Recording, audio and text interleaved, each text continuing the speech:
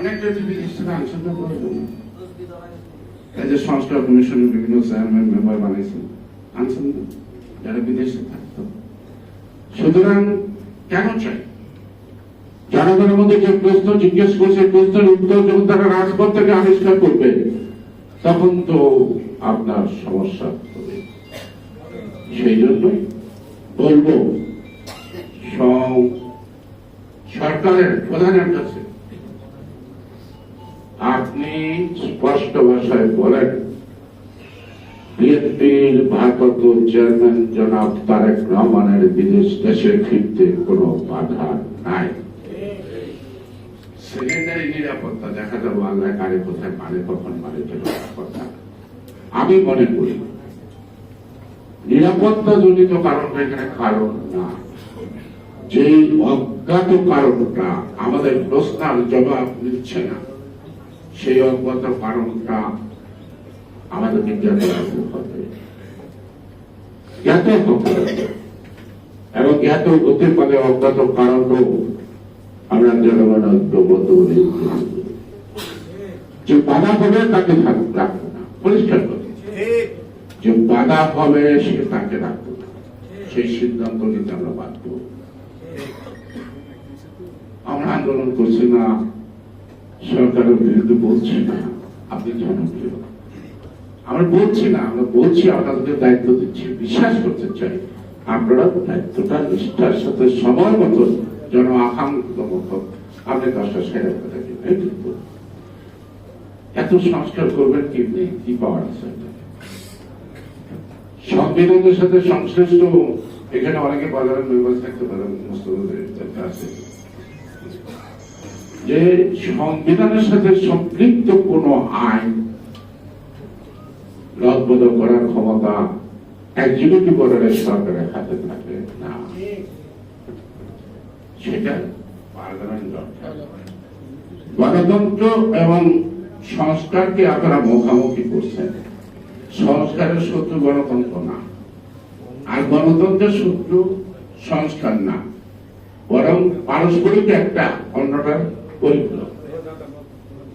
আগে গণতন্ত্র আসলে অন্য সংস্কারগুলি করতে সুবিধা হবে, কেন গণতান্ত্রিক ভাবে জনগণের জেনুইন ভোটে যে সরকারটা আসবে তারা অকপটে এগুলি ক্রমান্বয়ে এই সংস্কারগুলি সম্পন্ন করতে হবে। অর্থাৎ আজকের কনস্টিটিউশনে যেগুলি জনবিরোধী ক্লজ আছে এগুলিকে তারা বাতিল করে নতুন আইন তৈরি করতে পারবে। তাহলে গণতন্ত্রের পূর্ব শর্ত সকল সংস্কার সম্পন্ন করার জন্য গণতন্ত্র আর সংস্কার তো কেউ কারো শত্রু না। হাসিনা বলছে উন্নয়ন, গণতন্ত্র তো উন্নয়নের বাধা ছিল না, গণতন্ত্রের উন্নয়নের বাধা ছিল না, কিন্তু একটা জবাবদিহিতে জায়গা ছিল। এই জবাবদিহিটা দিতে হবে না দেখে এত টাকা লুটপাট করছে, এখন বিদেশ সুবিধা থেকে অনেকে ভাগ পায় না। এই হাসিনার গোষ্ঠী হাসিনা যত টাকা লুটপাট করছে, যত রটে তার তো কিছু বটে, আর আছে কোথায়? নাকি মাসের বাড়িতে আছে না পিসির বাড়িতে আছে? তারা খাওয়াইলে খাইবো, তারা জায়গায় দিলে থাকবো, পৃথিবীতে কোথাও যাওয়ার যাবো নাই। সুতরাং আমরা ধর্মে বিশ্বাস করি, সৃষ্টিকর্তা বিশ্বাস করি, সকল শক্তি তার হাতে। হাসিনার অনেক ক্ষমতা আছে, কিন্তু মাত্র কয়েকদিনের ধরে হাসিনা পড়ে গেল এত শক্ত খুঁটির ঘর, তাই না? আজকে যারা আন্দোলন করছে, নতুন দল করছে, ভালো। এখন এই মুহূর্তে আমি ছোট্ট একটা গল্প বলবো যে এক লোক পাশাপাশি গ্রামের, তার 200 টাকা দরকার। বলতো ভাই আপনার তো অনেক টাকা আছে, আমার 200 টাকা দেন, আপনার 1 মাস করে দিয়ে দেন। সে বিশ্বাস করে টাকাটা দিয়ে গেছে। 1 মাস যায়, 2 মাস যায়, 3 মাস যায়, টাকার কোনো খবর নাই। তো যে টাকা পাওনাদার সে রওনা দিচ্ছে, খবর পেয়েছে, তখন একটা শাবক দিয়ে না উঠানের মধ্যে মাটি আস্তে আস্তে বলে কিরে কি করছ? কয়েক বছর পরে নাই গাছ লাগানো তো ভালো কাজ, ঠিক আছে আমি তেঁতুল গাছ লাগাবে লাগা, আমার টাকাটা দিতে না, আর আপনার টাকাটা মুখে কিন্তু তেঁতুল গাছটা লাগাই না, এই গাছটা বড় হইব, তেঁতুল হইব, বাজারে বিক্রি করবো, তারপরে আপনারা টাকাটা দেবো। আমি কি মানা করছি আপনার টাকা দেবো না? এটা কেমন কথা, আপনার বিক্রি টাকা দিচ্ছেন। এখন এই সরকার যে তেঁতুল গাছের বিচি লাগাইছে, এই বিচিতে গাছ হইব, বড় হোক, কবে বড় হোক, ততদিন পর্যন্ত আমার নির্বাচনের জন্য বসে থাকতে হবে। আমার এই ছোট্ট কথার মধ্যে মনে হয় আপনাদের অনেক প্রশ্নের উত্তর আসছে। আবার হঠাৎ করে দিলাম একটা ট্রেড লাইসেন্স পাঠি, আর ট্রেড লাইসেন্স এর কত শর্ত লাগে, একটা ইম্পোর্ট লাইসেন্স কতগুলি ক্যাপাসিটি শর্ত লাগে, লাগে না? একটা রাজনৈতিক দলের নিবন্ধন জাতীয় দিতে গেলে একজন প্রেসিডেন্ট, একজন সেক্রেটারি, একজন হ্যাঁ হ্যাঁ, আর একজন ভ্যাঁ ভ্যাঁ, চারজনের কি একটা রাজনৈতিক দল হয়ে যায়?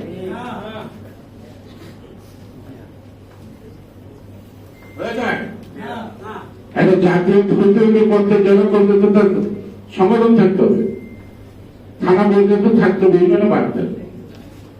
সুতরাং হঠাৎ করে একটা দিয়ে দিলেন, অর্থাৎ গণতন্ত্র শক্তি, ধর্মীয় মূল্যবোধে বিশ্বাসী জনগোষ্ঠীকে টুকরা টুকরা করতে পারলে মনে হয় শেখ হাসিনার যৌবন আবার না। এই প্রশ্নে জনগণ কখনোই যে যেটাই ভাবুক, যাই করুক, কিন্তু ভোটের সময় দেখা যায় জনগণ তার সিদ্ধান্ত দিতে ভুল করে। দেশপ্রেম তাদের মধ্যে আছে, তারা জানে হিসাবটা মিলিতে হয় কি করে। সুতরাং আমরা বিশ্বাস করি যে একটি সুষ্ঠু অবাধ নির্বাচন করে ফলাফল যাই হোক, জনগণ স্বস্তির সাথে ভোট দিয়ে তার মালিকানাটা ফেরত পাবে। সেজন্যই আমি বলবো, কেউ নয় সাহেব, কেউ নয় গোলাম ভাই, বকশিস চাই না, মালিক হিসাবে পাওনা চাই।